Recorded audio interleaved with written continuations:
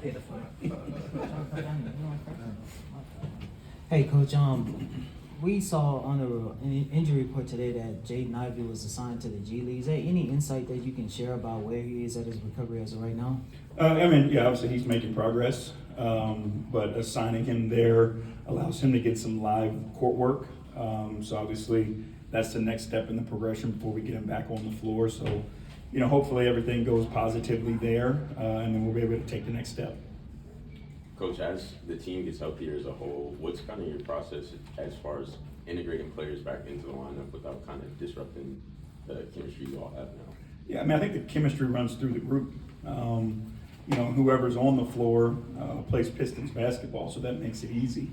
Everybody understands who they are and how they help the team, so it doesn't change, much for us. Us as coaches, we'll have to work through rotations and stuff like that, but as far as when guys are on the floor, they just play to their strengths. So as long as they're playing to their strengths, playing selflessly, playing Pistons basketball, it can be easy. Our tough times or bumpy moments going to happen, sure, as guys try to catch their rhythm and those types of things. But as long as we compete at the level we're competing at, hold ourselves to our standards, we can live with that.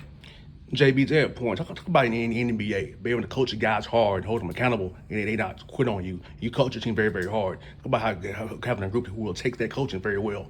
That's the best part of our job is having guys that are coachable. And our guys love it, right? Our guys love to be challenged. They understand the reason why, we coach them the way that we do. They know that this isn't a personal thing. This isn't just to be critical. This is to try to get the best out of them. What you guys aren't able to see are how we build relationships with our guys on a real genuine level. It's not phony. We care about our guys deeply, and we have a lot of fun together.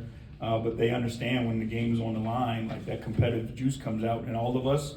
And it's our responsibility as coaches, to hold them to our standard and push them so that they can continue to grow and get better, which is what our group wants. Coach, kind of on a similar point, the other night in Philadelphia, you referred to a bunch of guys on your team as nasty dogs, and you said that you really thrive in controlling the chaos. Can you go a little bit more in depth on what you meant by that statement and how you've helped to forge that identity? Yeah, it was, the theme for us coming into this season was control the chaos. We wanted to create the chaos, but we want to be in control of it as well. And that's all the stuff that comes with the game and in the position we're in, all the distractions, all the noise, other people's expectations and all those things. We didn't want those things to come in and impact how we played or how we competed. Also last year for us, and it's still a place of growth for us, sometimes we, and I include myself in that, would get a little too emotional and it would impact how we did our jobs.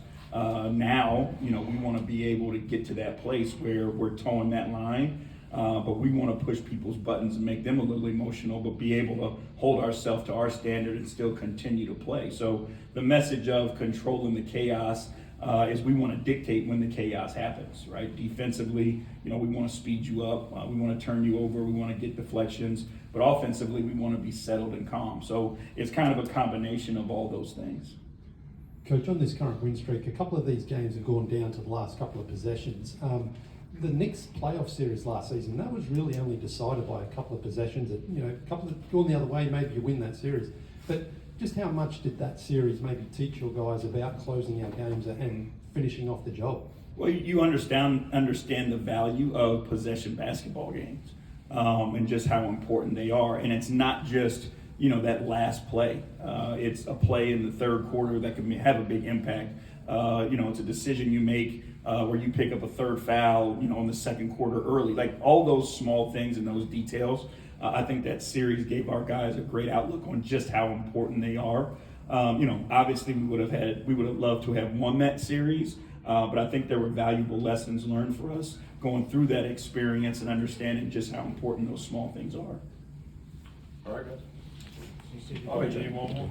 Yeah. Coaches, talking with Quinn Snyder across the way, talked about their collective identity, and obviously they put it together really well here coming off their road trip. When you look at Atlanta and how they've been playing, what is the biggest concern for you or the biggest challenge for you guys tonight on the back? I think they've taken a huge leap defensively in watching them. The length and size that they have on the floor, the way they're able to turn teams over, and I think in this stretch, they're averaging close to 20 fast break points a game. So they're turning teams over, getting out in transition and creating easy opportunities, shooting 50% in transition from the three-point line. So we got to make sure we do a great job of, turning this game into a game where we dictate the style of the fight. We don't want to be just up and down with them. We want to be in position where we can put our body on them, be physical with them, and see what happens from there. Thanks, guys.